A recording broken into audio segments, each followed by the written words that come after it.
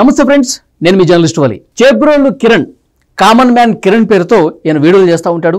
ఈయన పోలీసులు అరెస్ట్ చేశారు. ఎందుకు అరెస్ట్ చేశారో ఈ పాటికి అందరికీ తెలిసే ఉంటుంది. ఆంధ్రప్రదేశ్ మాజీ ముఖ్యమంత్రి జగన్మోహన్ రెడ్డి గారి సతీమణి భారతి గారి గురించి అసభ్యంగా మాట్లాడుతూ వీడియోని రిలీజ్ చేసిన పరిస్థితి ఉంది. సో ఆ తర్వాత ఆయన క్షమాపణ చెప్తూ మరొక వీడియో కూడా రిలీజ్ చేశారు. ఎప్పుడైతే ఆయన అసభ్య పదజాలంతో భారతి గారిని ఉద్దేశించి కొన్ని కామెంట్లు చేసి రిలీజ్ చేశారో అప్పటికే తెలుగుదేశం పార్టీ అధిష్టానానికి అది రీచ్ అయింది. ఆగమేఘాల మీద చర్యలు తీసుకున్నారు. ఆయన మీద కేసు నమోదు కావటం, వెంటనే ఆయన అరెస్ట్ చేసి మంగళగిరి పిఎస్ కూడా తీసుకెళ్లినటువంటి పరిస్థితి ఉంది. ఆయన క్షమాపణ కోరుతూ ఒక వీడియో రిలీజ్ చేశారు. భారతమ్మ, నన్ను క్షమించండి, ఏదో క్షణికావేశంలో మాటలు దొరిలాయి, ఇక మీదట ఎప్పుడు కూడా నేను అలాంటి వ్యాఖ్యలు చేయను, క్షణికావేశంలో ఏదో అట్లా జరిగిపోయింది, మీ కాళ్ళు పట్టుకుంటాను, క్షమించండి అని చెప్పి ఆయన వేడుకున్నటువంటి పరిస్థితి ఉంది. అప్పటికే ఆయనకి జరగాల్సిన నష్టం జరిగింది. తెలుగుదేశం పార్టీ పెద్దలు చాలా సీరియస్ అయ్యారు. ఎందుకంటే ఆడవాళ్ళని దూషించడం అనేది చాలా తీవ్రమైనటువంటి నేరంగా పరిగణించాల్సినటువంటి పరిస్థితి ఉంది.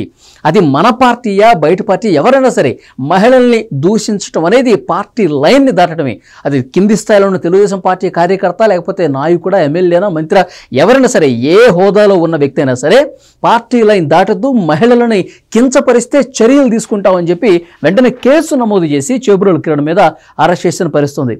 సో నిజంగా ముఖ్యమంత్రి చంద్రబాబు నాయుడు గారికి, లోకేష్ గారికి హ్యాట్స్ ఆఫ్ చెప్పాలండి. ఎందుకంటే మన పార్టీ కార్యకర్త కదా, లైట్ తీసుకోండి, సరే వదిలేసేయండి ఇంతటితో అని చెప్పి అనలేదు. చాలా లైట్ తీసుకోండి అని చెప్పి అనలా. ఎక్కడ వెంటనే అతని మీద కేసు నమోదు చేయాలి, అతన్ని అరెస్ట్ చేయాలి, అతని మీద చర్యలు తీసుకుంటే కానీ మరొక కార్యకర్త ఎవరు కూడా, అది మన పార్టీ అయినా సరే బయట పార్టీ వాళ్ళైనా సరే, మహిళల మీద దూషించే పరిస్థితి వస్తే వాళ్ళు భయపడాలా. ఆ విధంగా చర్యలు ఉంటాయి. గత ప్రభుత్వాలలాగా మనం ఉండకూడదని చెప్పి ఒక క్లియర్ కట్ సంకేతం పంపించినటువంటి పరిస్థితి ఉంది. సో నిజంగా ఇది గొప్ప పరిణామం. ఒక జర్నలిస్టుగా గత ప్రభుత్వానికి ప్రస్తుత ప్రభుత్వానికి ఉన్న తేడా అనేది ఈ విషయంలో చాలా స్పష్టంగా కనిపిస్తుంది. లోకేష్ గారు ఈరోజు ఒక వీడియోలో కూడా మాట్లాడారు. మహిళలను ఉద్దేశించి, ఆడవాళ్ళను ఉద్దేశించి ఎవరైనా సరే, మన పార్టీ వాళ్ళ వేరే వాళ్ళ మనకు అనవసరం, తల్లుల గురించి ఎవరైనా మాట్లాడితే వాళ్ళ మీద తప్పకుండా కఠినాతి కఠినంగా వ్యవహరిస్తాం. భవిష్యత్తులో అసలు ఇలాంటిది జరగడానికి వీల్లేదు. ఎవరైనా సరే చట్టానికి లోబడి ఉండాల్సిందే, అది మన వాళ్ళైనా బయట వాళ్ళని చెప్పి చాలా క్లియర్గా ఇండికేషన్ ఇచ్చినటువంటి పరిస్థితి ఉంది. ఈ సందర్భంగా ఒక విషయం గురించి మనం చాలా క్లియర్గా మాట్లాడుకోవాలి. ఎందుకంటే గత ప్రభుత్వం ఎలాంటి చర్యలు తీసుకుంది, ప్రస్తుత ప్రభుత్వం ఉన్న తేడా ఏంటో ఈ వీడియో ద్వారా నేను ఒక్కసారి మీకు చెప్పదలుచుకున్నా. ఒకసారి మీకు కొన్ని పేర్లు చూపిస్తాను, వినిపిస్తాను. గతంలో ఏంటి సిచ్యువేషన్ అనేది, ఎందుకంటే ఈ సందర్భంగా క్లియర్గా మాట్లాడే సందర్భం వచ్చింది కాబట్టి చర్చ జరగాలండి. గత ప్రభుత్వంలో జగన్మోహన్ రెడ్డి గారు ఎవరైనా ప్రతిపక్షాలకు సంబంధించి టీడీపీ వాళ్ళు కావచ్చు, జనసేన కావచ్చు, ఎవరినైనా ఒక మాట అంటే ఇంకో 2 మాటలు అనండ్రా, ఇంకొక 10 మాటలు అనండ్రా, నేను ఎంజాయ్ చేస్తాను అన్న ధోరణే కనిపించింది. కానీ ఏ రోజైనా ఇప్పుడు చేబ్రోలు కిరణ్ మాట్లాడాడు, వెంటనే రియాక్ట్ అయింది ప్రభుత్వం, రియాక్ట్ అయింది, పార్టీ వాళ్ళు కూడా చాలామంది రియాక్ట్ అయ్యారు. ఇది కరెక్ట్ కాదు, ఖండిస్తున్నామని చెప్పి మాట్లాడారు. కేసు నమోదు చేసి పోలీసులు అరెస్ట్ చేసినటువంటి దృశ్యం ఇక్కడ కనిపిస్తుంది చూడండి.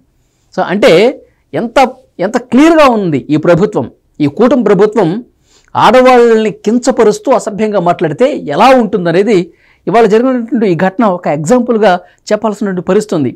మరి గతంలో ఎట్లా ఉంది నేను చెప్తాను చూడండి.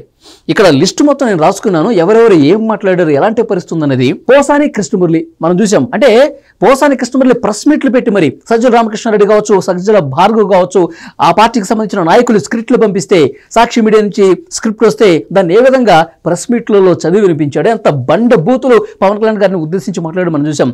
ఆ రోజే గనక జగన్మోహన్ రెడ్డి గారు కావచ్చు, ఆ పార్టీ నాయకులు ఇది కరెక్ట్ కాదు, ఇది మన లైన్ కాదు, మన ప్రభుత్వం దీన్ని ఎంకరేజ్ చేయదని చెప్పి ఆయనప్పుడు ఆపి ఉండుంటే ఈరోజు ఆయన అరెస్ట్ అయ్యేవాడా పోసాని కృష్ణమురళి? మొన్నటి వరకు ఆయన జైల్లో మగాల్సిన పరిస్థితి ఉండేదా? ఎప్పుడు కూడా ఇది కరెక్ట్ కాదని చెప్పలా, ఇంకా తిట్టండి అన్నారు. కానీ ఇవాళ ఏం జరిగింది ఇక్కడ? చేబ్రోలు కిరణ్ ఒక మహిళ గురించి మాట్లాడితే, మాజీ ముఖ్యమంత్రి సతీమణి గురించి మాట్లాడితే ఆగమేఘాల మీద రియాక్ట్ అయినటువంటి పరిస్థితి ఉంది. అది ఆ ప్రభుత్వానికి ఈ ప్రభుత్వానికి ఉన్న తేడా. నెక్స్ట్ వల్లభనేని వంశీ ఎంత దారుణంగా మాట్లాడాడు అసెంబ్లీ పరిసరాల్లో. ఆయన ఎంత దారుణంగా మాట్లాడండి. అప్పుడు ప్రతిపక్ష నేతగా ఉన్నటువంటి చంద్రబాబు నాయుడు గారి సతీమణిని ఉద్దేశించి ఎంత కించపరుస్తూ మాట్లాడాడు. ఏ రోజైనా అప్పుడు వెంటనే ఎవరన్నా క్షమాపణ చెప్పిన పరిస్థితుందా? నేను చేసింది కరెక్ట్ కాదు, నేను చేసింది ముమ్మాటికి తప్పే. చేబ్రోలు కిరణ్ వెంటనే రియాక్ట్ అయ్యాడండి. అమ్మా భారతమ్మ నీ కాళ్ళు పట్టుకుంటాడు. కానీ ఈ రియాక్షన్, ఈ క్షమాపణ అడిగేటువంటి పరిస్థితి అక్కడ వచ్చిందా? వల్లభనేని వంశీ అంత దారుణంగా మాట్లాడిన తర్వాత 1 గంటలోనో 2 గంటలోనో రియలైజ్ అయిపోయి నేను చేసిన తప్పని చెప్పి అప్పుడైనా చెప్పాడా? లేదు. ఆ పార్టీకి సంబంధించిన నాయకులు ఎవరైనా వంశీ చెప్పింది తప్పు, వంశీ అలా మాట్లాడి ఉండకూడదని చెప్పి ఏ నాయకుడన్నా మాట్లాడి ఏమైనా క్షమాపణ అడిగినటువంటి పరిస్థితి ఉందా? లేదు. జగన్మోహన్ రెడ్డి గారు అసెంబ్లీలోనండి ఆ పార్టీకి సంబంధించిన నాయకులు చంద్రబాబు నాయుడు గారినో లోకేష్ గారినో తిడతా ఉంటుంటే నవ్వుతూ ఉంటారు జగన్మోహన్ రెడ్డి గారు.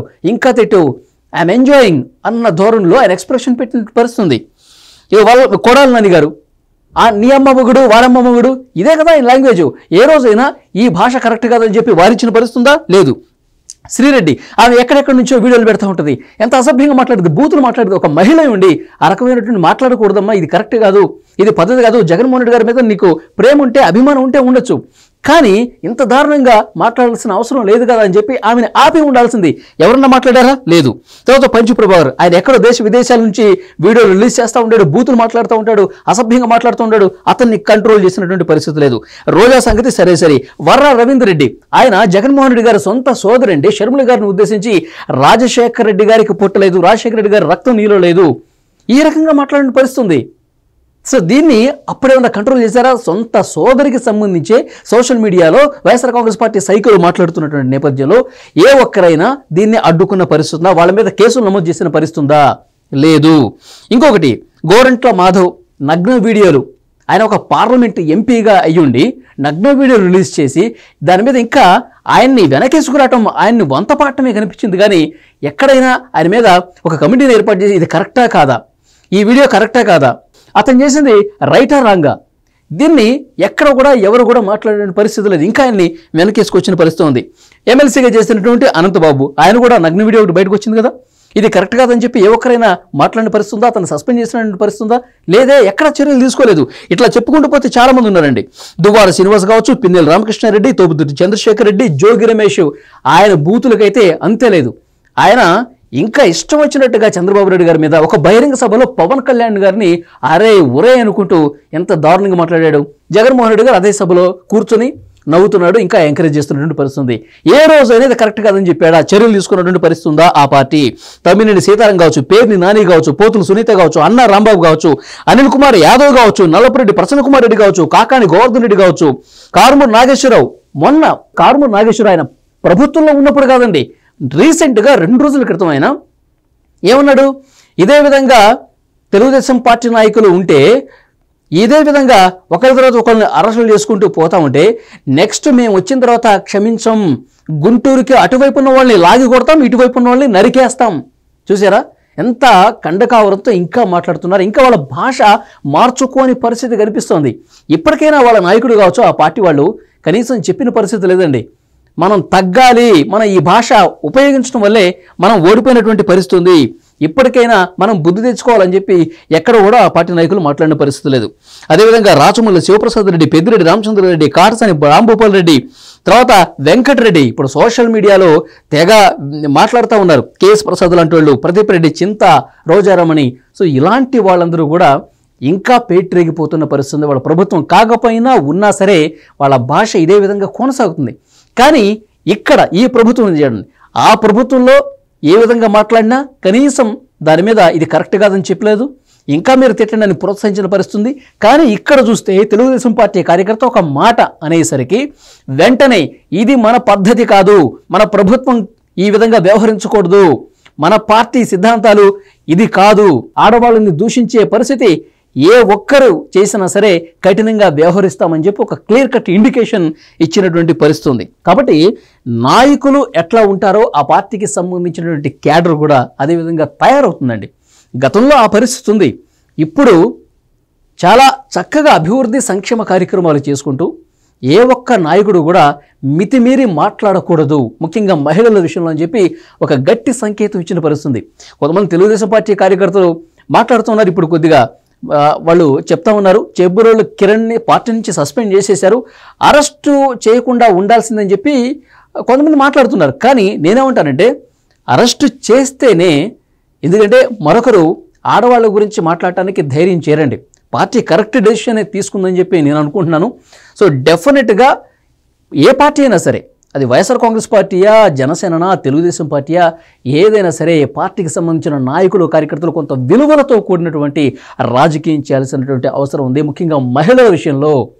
సో డెఫినెట్గా ఇదొక మంచి పరిణామం. ప్రభుత్వం తన మన భేదాలు లేకుండా సో డెఫినెట్గా తప్పు చేస్తే శిక్ష ఉంటుంది, చట్ట ప్రకారం చర్యలు ఉంటాయని చెప్పి చాలా క్లియర్గా చెప్పినటువంటి పరిస్థితి ఉంది. నిజంగా ఈ విషయంలో ఈ ప్రభుత్వాన్ని మెచ్చుకోవాలి. మంచి ప్రభుత్వం అని చెప్పుకుంటూ వస్తున్నారు వాళ్ళు. సో నిజంగానే మంచి ప్రభుత్వం అని చెప్పి ఈ ఘటన తర్వాత రుజువైందని చెప్పి మనం భావించాలి. నిజంగా హ్యాట్స్ ఆఫ్ లోకేష్ గారు, చంద్రబాబు నాయుడు గారు, ముఖ్యంగా కూటమి ప్రభుత్వానికి. సో ఇదే రకమైనటువంటి పద్ధతి కొనసాగాల. దీన్ని వైఎస్ఆర్ కాంగ్రెస్ పార్టీ వాళ్ళు కూడా అలవాటు చేసుకోవాలండి. ఎవరైనా బూతులు తిడితే కరెక్ట్ కాదని చెప్పే పరిస్థితి ఉండాలి, వాళ్ళ మీద చర్యలు తీసుకోవాలా. అలాంటి పరిస్థితి ఆ పార్టీకి రాదు, ఇక ముందు కూడా వస్తుందన్నటువంటి పరిస్థితి కూడా లేదు. డెఫినెట్గా ఈ వీడియోకి సంబంధించి మీ అభిప్రాయాన్ని కామెంట్ రూపంలో తెలియజేయండి. చేబ్రోలు కిరణ్ అరెస్టు పట్ల, ప్రస్తుత ప్రభుత్వం తీసుకున్నటువంటి ఈ నిర్ణయం పట్ల, తెలుగుదేశం పార్టీ పెద్దలు తీసుకున్నటువంటి ఈ విషయం పట్ల మీరేమనుకుంటున్నారో డెఫినెట్గా కామెంట్ రూపంలో తెలియజేయండి. ఈ వీడియోని లైక్ చేయండి. Thank you very much.